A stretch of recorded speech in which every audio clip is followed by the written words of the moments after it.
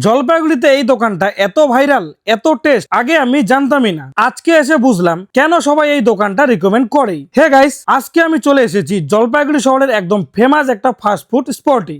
নাম শুনলেই অনেকে হয়তো চিনে ফেলবে, রাজলক্ষ্মী ফাস্টফুড সেন্টার। প্রায় 2 মাস বন্ধ থাকার পর আজ থেকে আবার গ্র্যান্ড ওপেনিং। তাই ভাবলাম চলো তোমাদের একটা লাইভ আপডেট দিয়ে দিই। দোকানে ঢুকেই দেখলাম মেনু, এত আইটেম, সত্যি বলতে মাথা ঘুরে যাবে। তাই পুরো মেনুটা তোমরা স্ক্রিনে দেখে নিও। এবার শুরু টেস্টিং। শুরুতেই নিলাম চিকেন কুরকুরে মোমো, যেটা বাইরে থেকে একদম ক্রিপসি, ভিতরে জুসি চিকেন। এক কামড়েই ক্রাঞ্চি আর জুসির কম্বো, উফ, এক কথায় দারুণ।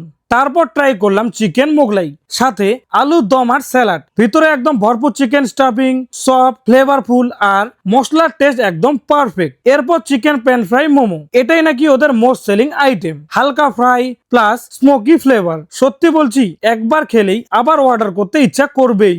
এবং তাদের কম্বো গুলো কিন্তু একদম ভ্যালু ফর মানি। ফ্রাইড রাইসের সাথে চিলি চিকেন, না হলে ফ্রাইড রাইসের সাথে চিকেন কষা। এই দামে এত খাবার সিরিয়াসলি আনবিলিভেবল। এবং তাদের নতুন লঞ্চ চিকেন পাকোড়া, গরম গরম ক্রিস্পি, চাটনির সাথে একদম জমে যাবে। আর দোকানটা খুঁজে পাওয়া খুবই ইজি, জলপাইগুড়ি কংগ্রেস পাড়া মহাকাল মন্দিরের ঠিক অপোজিটে। তাই যদি ভালো, টেস্টি আর বাজেট ফ্রেন্ডলি ফাস্টফুড খেতে চাও, একবার অবশ্যই ট্রাই করো রাজলক্ষ্মী ফাস্টফুডে। ট্রাস্ট মি, একবার গেলে বারবার আসবে। আর আমার ভিডিওটি যদি ভালো লাগে অবশ্যই লাইক, শেয়ার আর ফলো করতে ভুলো না। আর কমেন্টে জানাও তোমরা কোন আইটেমটা ট্রাই করবে।